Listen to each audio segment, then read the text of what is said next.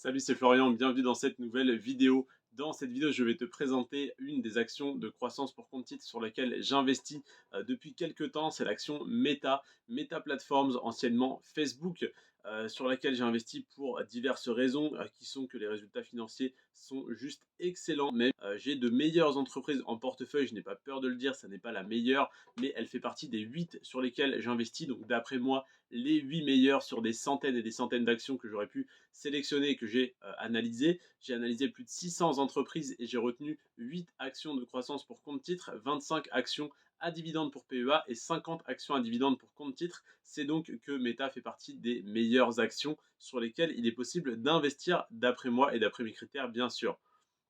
Meta Platform, je te fais un petit descriptif, même si tu la connais probablement, mais il y a des subtilités à connaître. Meta Platforms, anciennement Facebook, développe des technologies qui aident les gens à trouver des communautés et à développer des entreprises. Les produits de la société permettent aux gens de se connecter et de partager avec leurs amis et leurs familles par le biais d'appareils mobiles, d'ordinateurs personnels, de casques de réalité virtuelle, de dispositifs portables et d'appareils domestiques. La société opère à travers deux segments, famille d'applications et Realty Labs. FOA. FOA comprend Facebook, Instagram, Messenger, WhatsApp et d'autres services. RL, donc Realty Labs, comprend du matériel, des logiciels et du contenu grand public lié à la réalité augmentée et virtuelle. Facebook permet aux gens de se connecter, de partager, de découvrir et de communiquer entre eux sur des appareils mobiles et des ordinateurs personnels. Instagram est un endroit où les gens peuvent s'exprimer à travers des photos, des vidéos et des messages privés et se connecter et faire des achats auprès de leurs entreprises et créateurs préférés. Messenger est une application de messagerie permettant aux utilisateurs de se connecter avec leurs amis, leurs familles, des groupes et des entreprises sur toutes les plateformes et tous les appareils. Voilà donc pour la description de Facebook. Il y a peut-être des détails que tu ne connaissais pas qui peuvent être intéressants à connaître. Donc voilà pour la description. Maintenant, on va passer aux chiffres. C'est ce qui m'intéresse et c'est ce qui t'intéresse. Mais bon, il faut quand même s'intéresser au business model de l'entreprise, bien évidemment.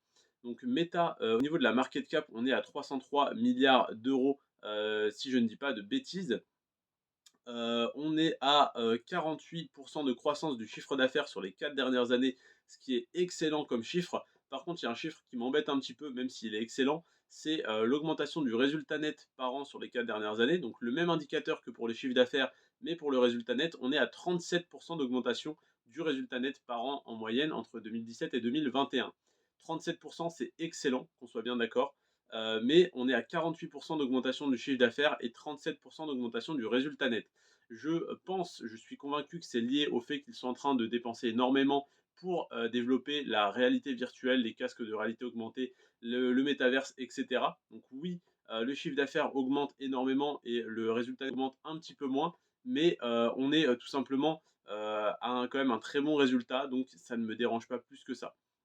Au niveau de la marge nette, on est à 33% de marge nette. C'est une des meilleures à égalité avec Berkshire Hathaway, la meilleure marge nette de mon portefeuille, ce qui signifie tout simplement que c'est l'entreprise entre guillemets la mieux gérée parce qu'elle réalise le plus de marge. C'est-à-dire également que pour 100 euros investis dans de la publicité Facebook, il y a donc 33 euros qui vont directement dans les poches de Facebook après impôt. 33 euros vraiment après impôt, donc qui vont net dans les poches de l'entreprise. Au niveau du ROE, le retour sur investissement des capitaux propres, on est à 19%, ce qui est pas trop mal, mais on a beaucoup mieux chez d'autres entreprises. Par contre, au niveau du retour sur investissement des actifs, on a un très bon chiffre de 16% sur 157 milliards d'euros d'actifs, ce qui est énorme. Pour te donner un ordre d'idée, c'est à peu près la moitié, un peu moins de la moitié de ce qu'a Amazon en termes d'actifs, alors que Meta, donc Meta Platforms, Facebook, a besoin évidemment de beaucoup moins d'actifs, de beaucoup moins de locaux que Amazon, qui a énormément d'entrepôts et de matériel. Et donc Meta a seulement un peu plus de 2 fois moins d'actifs, alors que voilà, l'entreprise, on pourrait se dire qu'elle nécessite 10 fois moins d'actifs que Amazon. Donc 157 milliards d'euros d'actifs et malgré tout un ROA, donc un retour sur investissement des actifs de 16%, contre par exemple 9% pour Amazon qui pourtant voilà, a beaucoup. Enfin, du coup c'est logique parce qu'elle a beaucoup plus d'actifs, mais qui pourtant on pourrait penser qu'elle aurait un retour sur investissement des actifs plus élevé, étant donné surtout qu'elle a un retour sur investissement des capitaux propres plus élevé. Si c'est du chinois, pour toi, c'est pas grave. Dis-toi simplement que Meta est très rentable, qu'ils font des grosses marges, mais que leur retour sur investissement des capitaux propres et des actifs pourrait être meilleur, donc que l'entreprise pourrait être encore un petit peu mieux gérée. Après, tout est relatif, c'est également sûrement, comme je te le disais, parce qu'ils font beaucoup de dépenses enfin d'investissement en recherche et développement. Donc 157 milliards d'euros d'actifs, ça c'est énorme et ça sécurise beaucoup l'entreprise au cas où il y a un problème.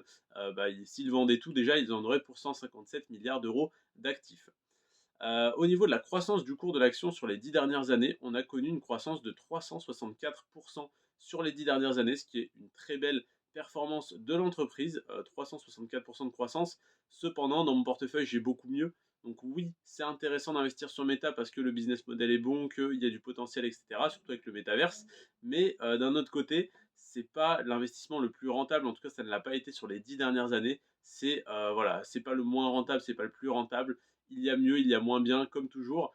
C'est intéressant de diversifier son portefeuille, pas forcément en investissant sur des ETF, en investissant donc sur des centaines d'actions indirectement, mais là en investissant pour ma part sur 8 actions de croissance pour compte titre. Si jamais il y en a deux qui ne performent pas du tout dans les 10 prochaines années, ce que je verrais mal arriver, mais ça pourrait arriver que Netflix et Meta par exemple ne performent pas, eh bien peut-être que Tesla aura fait x10 et que ça aura largement effacé les pertes de tout le reste de mon portefeuille, même en admettant que toutes les actions de mon portefeuille, 9, enfin 7 sur les 8 coulent, eh bien si Tesla faisait 800% de croissance, donc un x9 sur les 10 prochaines années, eh bien je serais quand même gagnant, même si 8 entreprises, même si 7 entreprises sur les 8 avaient coulé et qu'une entreprise avait très bien performé.